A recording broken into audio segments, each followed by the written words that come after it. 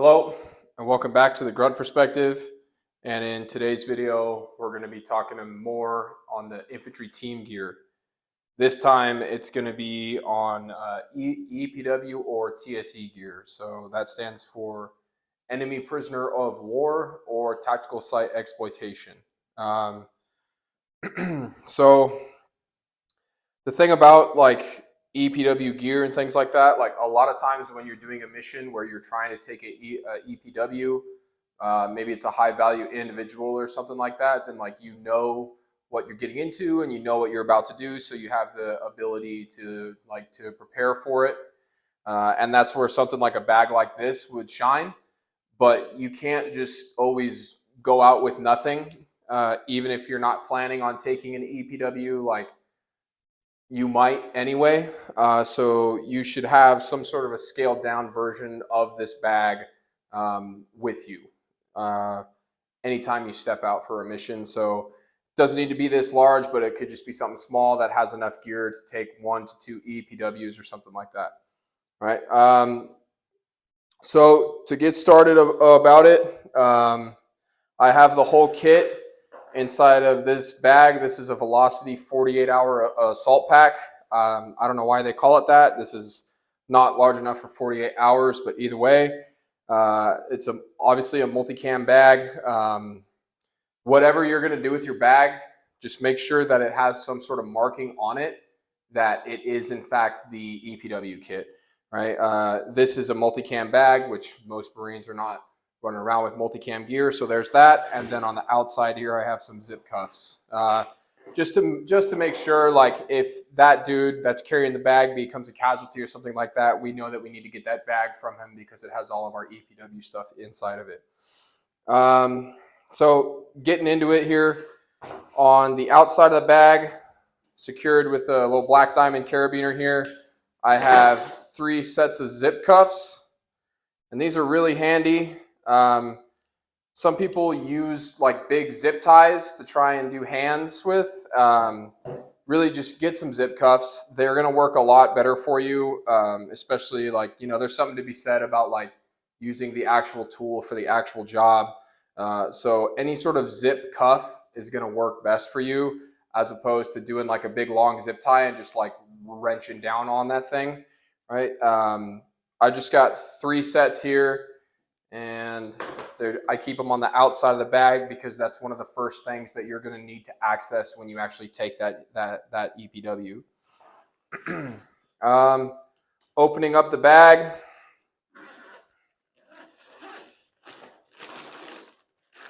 inside here I have a whole kit, but before I talk about what's in the kit, I want to talk about the bag itself. So there's some products that are on the market that are marketed as like SSE bags, and some of them are like backpack sized, but unfortunately a lot of them are like a dump pouch. And you hear a lot of guys say like, hey, I'm going to use my dump pouch for SSE. Anything that I pick up when I'm on the objective, I can just put inside my dump pouch. Then they have this tiny fucking dump pouch, right? So let's just think about some of the things that you're going to pick up on an objective, right? Computers, books, you know, laptops, maybe optics and things like that. So like, try to put a fucking computer inside your dump pouch, right? It's not going to work for you. So if you're going to have some sort of bag that you plan on putting stuff in, like, you need to have like a backpack, or at the very minimum, something sized like this assault pack size that like you actually have the capability to put some large items in, because don't count on being able to put that kind of stuff inside your dump pouch, right? Plus, you know, that's not what your dump pouch is for. So either way, that's a different conversation. There's a couple products, the SSE bags that are like full backpacks. I think that those are all good and they stow down really small. But if you don't want to spend the money, or if you really don't care for that kind of thing, just use an assault pack. And there you go. It's all good. So the assault pack is mostly empty. There's nothing inside here except for the zip cuffs and this kit. So start talking about the kit now. Inside the kit, I've got a lot of things. I am missing a couple things that I unfortunately don't have, but I'll talk about those. First thing is I have a couple sandbags here, right? So the sandbags can be used for a number of things. You can use them to say, you know, you roll someone up and they got a bunch of stuff inside their pockets, and you roll up another person and you want to make sure that what this guy had inside of his pockets, that it doesn't get mixed in with what this guy had inside of his pockets, right? So you could use the sandbag to like keep people like nice and separated apart from each other inside your bag, and then, you know, go through the tagging process and things like that. Another thing you could use them for is a head covering. If the dude's trying to spit or something like that, or maybe you just don't want him to like see what's going on. I have another thing to handle that, but it's a multi-purpose thing. The sandbags are definitely useful for a number of things, and I think that they're worth carrying inside the kit. They weigh almost nothing, so I got 2 sandbags there. Next thing I have is 2 sets of blackout goggles. So these are just goggles that the lenses have been painted green or black, be it whatever color paint you have, but you roll the dude up, you put these on him for the time being. So, you know, maybe you're having to transport him inside a vehicle or something like that, and you don't want him to see where he's going to. It's a valid thing, right? So you put these on him. When you're making these, don't get glasses like regular glasses with like a head strap or something like that, because, you know, you can position your head and your eyes to where you can see out of the bottom or the top of those glasses. So you're going to want goggles like this, and you're going to want it to have a head strap like that, so you can fix that onto that guy, and then you know that it's not going to come off, and you're not going to have to worry about that.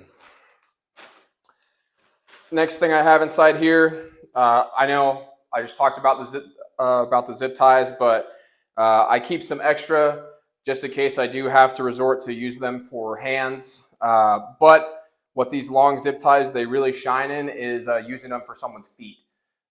These things are not big enough to fit over someone's feet, especially with shoes on or something like that. So if you are in a position where you want to immobilize that person, some long zip ties for the feet are going to work really well.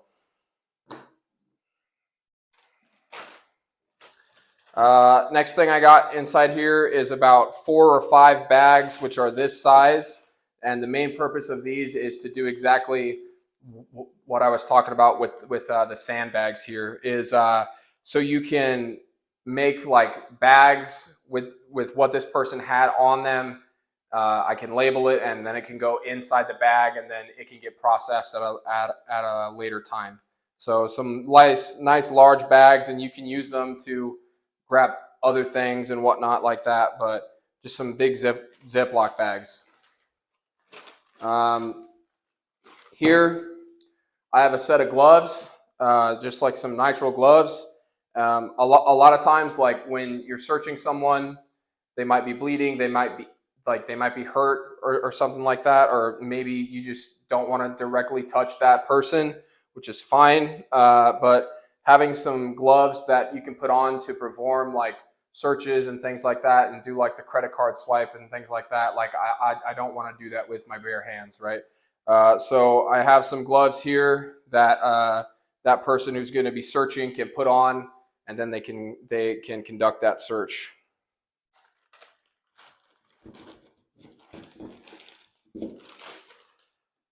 Last thing I've got, or well, no, it's actually not the last thing, but one of the last things I've got here is a notepad and a pen. What this is used for is to make those tags that I was talking about, right? So whenever you take a EPW, you're going to make 3 tags, right? One of them, they're all going to be the same, and on that tag, you're going to have, you know, who this guy is, what he was doing when you caught him, what he had inside his pockets, and you're going to make 2 duplicates of that tag, and one of them is going to stay with the unit. One of them is going to go on that person, so in a pocket or something, or you can put it, you know, wherever on that person. You could like tape it to his arm or something like that. And then the third one is going to go inside of a bag with any of the belongings that that person had with them. So that way, you know, there's no potential for mix up. And when it comes down to questioning later, like you can take his stuff out of his bag and like ask him, you know, why do you have this? Like, what is this? What is that? Things like that. Last thing I have here is a Benchmade little seat belt cutter. These things are really useful for cutting clothing. If for whatever reason you're trying to search someone and they're not being cooperative with you, you can cut clothing and things like that. So that way you don't have to deal with it. Just a good thing to have inside there.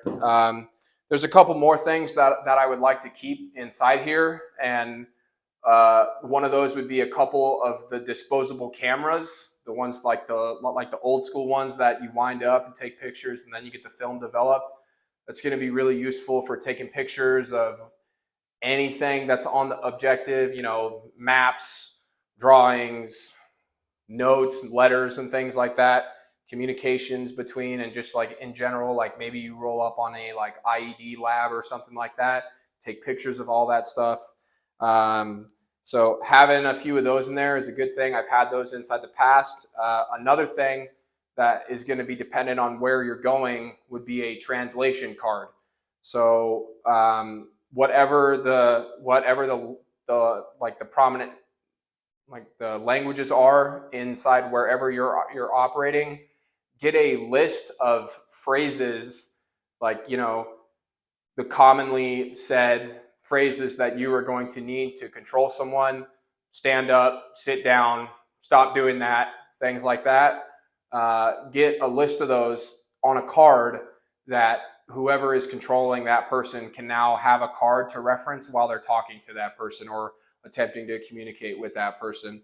You're not going to be able to do like a whole, you know, the whole dialect being on one card, right? But if you just have a couple of those easy phrases that you can use and you can reference, that can make your situation a lot easier when you're trying to control that EPW. So that's really all that I have inside here. I just want to stress that like this video specifically is really targeted towards the military audience. A lot of my videos could go either way, but like I'm absolutely not advising that anyone goes out and like starts having this kind of stuff inside their truck, right? Because it's going to look real awkward if you get pulled over or something like that, and you got a bunch of gear inside your truck to take someone prisoner. But either way, I wanted to make the video because I still think that it's a scenario that is underprepared for, and a lot of people don't really know how to do it. So I appreciate you watching, and I'll see you next time.